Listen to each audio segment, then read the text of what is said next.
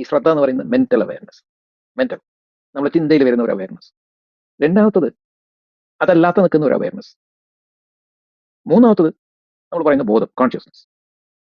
ഇതിന്റെ മൂന്നും കുറിച്ച് പറയും. ശ്രദ്ധ എന്ന് പറയുന്നത് സ്പർശനമാണ്, ടച്ചാണ്. എന്തിനെ ടച്ച് ചെയ്യുന്നു, അവിടെ ഉണ്ടാകുന്നത് എന്താണ്. ടച്ച് ചെയ്താൽ ഇമ്മീഡിയറ്റ്ലി അതിനകത്തുനിന്ന് ഒരു സംഭവം മേർജ് ചെയ്യും. ആ ഭാഗം അവിടെ വേറൊരു സംഭവം ജനിക്കണി എന്ന് ടച്ച് ചെയ്ത് കഴിഞ്ഞാൽ ഒന്നിനെ തൊടുമ്പോൾ അവിടെ ഒരു അനുഭവം ഉണ്ടാകുന്നു. ആ അനുഭവം അതിൻ്റെ എന്തിനെ തൊട്ടു അത് പരസ്പരമുള്ള ബന്ധത്തെ സ്ഥായിയായിട്ട് നിലനിർത്തുന്നിടത്ത് ആണ് ശ്രദ്ധ ജീവിക്കത്തുള്ളൂ. അതിൻ്റെ ഇടയിൽ നിന്ന് പരസ്പരം സ്പർശിക്കുമ്പോൾ ഉണ്ടാകുന്ന ഇപ്പോൾ ഘർഷണം, ഫ്രിക്ഷൻ കാരണം അവിടെ ഫ്രിക്ഷൻ ഉണ്ടായി. ഒന്നൊന്നുമായിട്ട് കൊളൈഡ് ചെയ്യുമ്പോൾ അവിടെ ഫ്രിക്ഷൻ ഉണ്ടായി.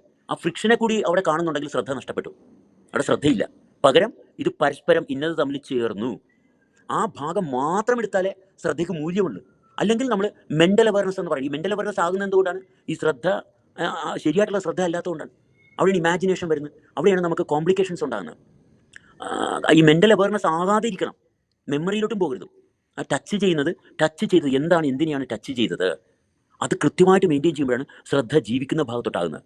കാരണം ഇത് ഇപ്രകാരം രൂപം കൊണ്ടിരിക്കുകയും ആ രൂപം കൊണ്ടിരിക്കുന്ന വ്യവസ്ഥ എന്തെല്ലാമായിട്ട് കണക്റ്റഡ് ആണ്, അതിന് അർഹതപ്പെട്ട വ്യവസ്ഥകളുണ്ട്. അതുമായിട്ട് മാത്രമേ അതിന് പ്രോപ്പറായിട്ട് കണക്ട് ചെയ്ത് സുസ്ഥിരമായിട്ട് നിലനിൽക്കാൻ പറ്റത്തുള്ളൂ. അതല്ലാത്ത എന്ത് വന്നാലും അത് കോംപ്ലിക്കേഷൻ. അവിടെയാണ് നമ്മൾ മെൻ്റൽ ആഗണി, സ്വപ്നങ്ങൾ, ആഗ്രഹങ്ങൾ, ഇതെല്ലാം ആഗ്രഹങ്ങൾ തനിയെ വർദ്ധിച്ചുകൊണ്ടിരിക്കും. അത് കാരണം എന്താ, കോഓർഡിനേഷൻ കറക്റ്റ് അല്ല. അത് ശ്രദ്ധയെന്ന് പറയുന്നത് നമുക്ക് വെറുതെ അങ്ങോട്ട് ഇറങ്ങി തിരിച്ചാൽ കിട്ടുന്ന സംഭവമല്ല. അതുകൊണ്ടാണ് ആക്ടിവിറ്റീസ് ബോഡിയുടെ ഫോർമേഷൻ. ആ ഫോർമേഷൻ ഡെഫിനറ്റ് ആയിട്ട് നിൽക്കുന്നൊരു ഫോർമേഷൻ ഉണ്ട്. ഈ ഫോർമേഷൻ ഫംഗ്ഷൻ ചെയ്യുമ്പോൾ, പരസ്പരം ഫംഗ്ഷൻ ചെയ്യുമ്പോൾ അതിൻ്റെ ടച്ച് ഓപ്പൺ ആകും. അതിൽ നിന്ന് ഇത് ഫംഗ്ഷൻ ചെയ്യുന്നതുകൊണ്ട് വേറെ ചില എനർജി സിസ്റ്റങ്ങൾ ഓപ്പണായി വരും. അത് ഡെഫിനറ്റ് അത് എൻവയോൺമെൻറ്റിൻ്റെ കോൺസിക്വൻസ് ആണ്. അതാണ് നമുക്ക് സ്വപ്നങ്ങളും ആഗ്രഹങ്ങളും ഇതെല്ലാം തന്നുകൊണ്ടിരിക്കുന്നത്. അതിനെ എലിമിനേറ്റ് ചെയ്യുമ്പോൾ ആഗ്രഹങ്ങളൊക്കെ അസ്തമിക്കും. അതിനെ എലിമിനേറ്റ് ചെയ്യുമ്പോൾ മെൻ്റൽ ആഗണി അസ്തമിക്കും. എന്നിട്ട് ശ്രദ്ധ നമുക്ക് ജീവിക്കാനുള്ള അവസരങ്ങൾ തുടർന്ന് തരും. ഓക്കെ,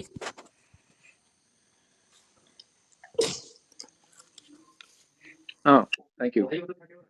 അതിനെ ബന്ധപ്പെട്ടിട്ട് ഞാൻ വേറൊരു ചോദ്യം ചോദിക്കാം. ഇനി നിങ്ങൾ പറയുന്ന കാര്യങ്ങൾ അധികം ആൾക്കാരും അവരെ ചിന്തകൾ വഴിയാണ് കേൾക്കുന്നത്. അപ്പോൾ 3 വാക്കുകളുണ്ട് അവിടെ. ഒന്ന് അണ്ടർസ്റ്റാൻഡിങ്, രണ്ടാമത് എക്സ്പീരിയൻസിങ്, മൂന്നാമത് റിയലൈസിങ്. അതിനെക്കുറിച്ചും പറയും. ഇതൊരു ട്രയാങ്കിളാണ്. ഒരു വ്യക്തി എന്ന് പറയുന്നത് ഒരു ട്രയാങ്കിളാണ്. ആ ട്രയാങ്കിളിൻ്റെ ഭാഗത്ത് വരുന്നത് ഒന്ന് നമ്മുടെ ബോഡിയുടെ വെയിറ്റ് എന്ന് വെച്ചാൽ ഭൂമിയുടെ ഗ്രാവിറ്റി നമ്മുടെ ബോഡിയിൽ വർക്ക് ചെയ്യുന്നു. പിന്നെ ഒന്ന് സ്പേസ്. ഇത് രണ്ടും ചേരുന്നിടം, സ്പേസിൻ്റെ ഭാഗത്തോടും ഈ ഗ്രാവിറ്റിയുടെ ഭാഗത്തോടും ചേരുന്നതിന് കാരണമായിട്ടുള്ള ഒരു എൻവയോൺമെൻ്റ് ഉണ്ട്. സ്പേസ്, ഗ്രാവിറ്റി, പിന്നെ ഒരു എൻവയോൺമെൻ്റ് ഉണ്ട്. ഈ മൂന്നും പ്രോപ്പറായിട്ട് അലൈൻ ചെയ്യുമ്പോഴാണ് നമുക്ക് റിയലൈസേഷൻ ഉണ്ടാകുന്നത്. ഇത് മൂന്നും പെർഫെക്റ്റായിട്ട് വരണം. ഈ ട്രയാങ്കിൾ കറക്റ്റ് ആകുമ്പോഴാണ് നമുക്ക് ശരിക്കുമുള്ള നമ്മുടെ പൊസിഷനാണ് ഈ റിയലൈസേഷൻ എന്ന് പറയുന്നത്. ആ പൊസിഷനിൽ നിന്ന് അങ്ങോട്ടോ ഇങ്ങോട്ടോ മാറിപ്പോയി കഴിഞ്ഞാൽ റിയലൈസേഷൻ ഉണ്ടാകത്തില്ല. നമുക്ക് ഒരുപാട് അറിവുകളുണ്ടാവും, അണ്ടർസ്റ്റാൻഡിങ് ഉണ്ടാവും, അതങ്ങനെയാണ് ഇതിങ്ങനെയാണ്. പക്ഷേ ഇത് അലൈൻ്റെ അല്ല, ഈ ട്രയാങ്കിൾ കറക്റ്റ് അല്ല. ഈ ട്രയാങ്കിളിലാണ് ഇതിൻ്റെ പെർഫെക്റ്റ്നെസ് എക്സ്പോസ്ഡ് ആകുന്നത്. ആ പെർഫെക്റ്റ്നെസ് എക്സ്പോസ്ഡ് ആകുന്നതാണ് റിയലൈസേഷൻ. അപ്പോഴാണ് നമ്മൾ ഉണരുന്നത്, അപ്പോഴാണ് ശരിക്കുള്ള ഉണർന്നത്. ഒരാളുണ്ട് ജനിച്ചു, പകൽ നടന്ന് കുറേ കാര്യങ്ങൾ ചെയ്യുന്നുണ്ട്, റിയലൈസ്ഡ് അല്ലെങ്കിൽ അയാൾ ഉണർന്നിട്ടില്ല. ഉണർന്ന ആളെന്ന് പറയുമ്പോൾ അവിടെ ഈ ജിയോമെട്രി ഓഫ് ഹാപ്പനിങ് ആണ്. അത് ഉണരണം. അപ്പോൾ ഒരു ട്രയാങ്കിളായിട്ടാണ് ഇത് നിൽക്കുന്നത്. അതിൻ്റെ ഫോഴ്സ് ഈക്വലി ബാലൻസ് ചെയ്ത് വരുമ്പോൾ, ആ ഫോഴ്സസ് ഈക്വലി, സ്പേസിൻ്റെയും ഗ്രാവിറ്റിയുടെയും ഫോഴ്സ് ഈക്വലി ബാലൻസ് ചെയ്ത് വരുമ്പോഴാണ് അത് ട്രയാങ്കിളായിട്ട് വരുന്നത്. അവിടെയാണ് നമുക്ക് ഈ പറയുന്ന റിയലൈസേഷൻ ഉണ്ടാകുന്നത്. റിയലൈസേഷൻ കിട്ടിയില്ലെങ്കിൽ എന്നും സ്ട്രഗിൾ ചെയ്തുകൊണ്ടിരിക്കും. കാരണം പൊസിഷനിൽ നിൽക്കാൻ വേണ്ടിയിട്ടാണ് സ്ട്രഗിൾ ചെയ്യുന്നത്. അത് ജനിച്ച് ഒരു ഭാഗമുണ്ട്, ജനിച്ച ഒരു പൊസിഷനുണ്ട്, അതാണ് ജാതകം. അവിടെ നിൽക്കാൻ വേണ്ടിയിട്ടാണ് ഒരു വ്യക്തി വർക്ക് ചെയ്യുന്നത്, ജോലി ചെയ്യുന്നു, മറ്റുള്ളവരുടെ സംസാരിക്കുന്നു, പല കാര്യങ്ങൾ ചെയ്യുന്നു. ഇവിടെ എല്ലാം സ്ട്രെസ്സിലാണ്. എന്താണ് സ്ട്രെസ്? ഈ പറഞ്ഞ പൊസിഷനിലോട്ട് എത്താനാണ് സ്ട്രഗിൾ ചെയ്യേണ്ടി വരുന്നത്. എന്തുകൊണ്ടാണ്? അടുത്ത് നിൽക്കുന്ന ആളും സ്ട്രഗിളില്ല, അതിൻ്റെ അടുത്ത് നിൽക്കുന്ന ആളും സ്ട്രഗിളില്ല. ഇന്ന് തലമുറകളായിട്ട് ഈ സ്ട്രഗിളിൽ പോയിക്കൊണ്ടിരിക്കുക. ആർക്കും അവിടെ കറക്റ്റ് ആ ജനിച്ചടുത്ത് നിൽക്കാൻ പറ്റുന്നില്ല. അതുകൊണ്ട് ഡ്രീംസും ഒരുപാട് അക്യുമുലേഷനും മെമ്മറിയും വെൽത്തും ഇതെല്ലാം ഇങ്ങനെ അക്യുമുലേറ്റ് ചെയ്തുകൊണ്ടിരിക്കുക. അത് അക്യുമുലേഷൻ മാത്രമേ ഉള്ളൂ, ഒരിക്കലും സസ്റ്റൈനബിലിറ്റി ഇല്ല. ആ റിയൽ പൊസിഷൻ അലൈൻ ചെയ്യാൻ പറ്റുന്നില്ല, എത്താൻ പറ്റുന്നില്ല അങ്ങോട്ട്. കാരണം അടുത്ത് നിൽക്കുന്ന ആൾ, നമ്മുടെ അമ്മയെന്ന് കരുതിയ ആൾ, റിയൽ അമ്മയല്ല, പക്ഷേ അമ്മയെന്ന് വിചാരിച്ച ആളുമായിട്ട് അസോസിയേറ്റ് ചെയ്യുമ്പോൾ ആകെ പ്രശ്നം. അച്ഛനെന്ന് പറഞ്ഞ ആളുടെ പ്രശ്നം, സഹോദരങ്ങൾ, സുഹൃത്തുക്കൾ, ധനമെന്ന് പറഞ്ഞ് കിട്ടുന്നതും നമുക്ക് പ്രശ്നമാണ്. ധനം കിട്ടിയിട്ട് ആ ധനവും നമുക്ക് പ്രശ്നമാണ്. That is because of understanding. റിയലൈസേഷനോട് എത്തുന്നില്ല. റിയലൈസേഷനോട് എത്തിക്കഴിഞ്ഞാൽ this is how it is. അത് ഭയങ്കര സിമ്പിൾ പൊസിഷനാണ്. വൺസ് റിയലൈസേഷൻ എത്തിക്കഴിഞ്ഞാലാണ് നമ്മൾ ജീവിക്കാൻ തുടങ്ങുന്നത്. ഓക്കെ, ഓക്കെ, ഒരു വാക്കും കൂടെ ഉണ്ട്. ഓക്കെ. ലിബറേഷൻ. ലിബറേഷൻ എന്താ? ലിബറേറ്റഡ് ആയില്ല.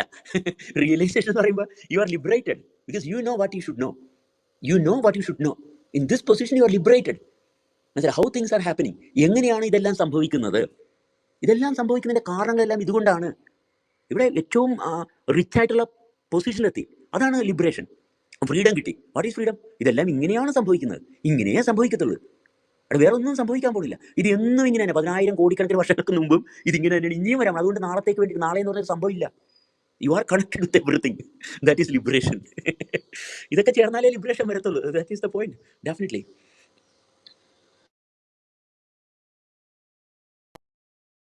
ലിബറേഷൻ കിട്ടി. ലിബറേഷനിൽ ഉണ്ടാവുമ്പോൾ അവിടെ എക്സ്പീരിയൻസിങ് ഉണ്ടോ? പിന്നെ എക്സ്പീരിയൻസിങ് എന്ന് പറയാനായിട്ട് ഒന്നുമില്ല. കാരണം ഒന്ന് മറ്റൊന്നിനെയാണ് എക്സ്പീരിയൻസ് ചെയ്യുന്നത്.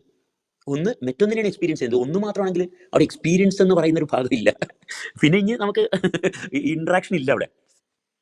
അവിടെ തീർന്നു. നിങ്ങൾ എപ്പോഴും അവിടെ നിന്നാണോ സംസാരിക്കുന്നത്? എവിടെ നിന്നാണെന്ന് ചോദിച്ചു കഴിഞ്ഞാൽ എന്ത് പറയാനാ? There is no words for that.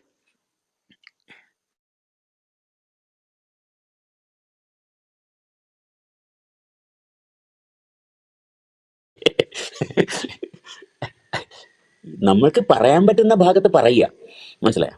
അത് മാക്സിമം റിച്ചായിട്ട് പറയുക. ചെയ്യാവുന്ന കാര്യങ്ങളെല്ലാം റിച്ചായിട്ട് ചെയ്യുക. അത് ആ ഡയമെൻഷനിൽ അങ്ങനെയാണ്. അതങ്ങനെ പോകത്തുള്ളൂ. കുട്ടികൾ വിശക്കുന്നെന്ന് പറയുന്നത്. അപ്പോൾ കുട്ടികളുടെ കൂട്ടത്തിൽ okay, love you all, bye bye.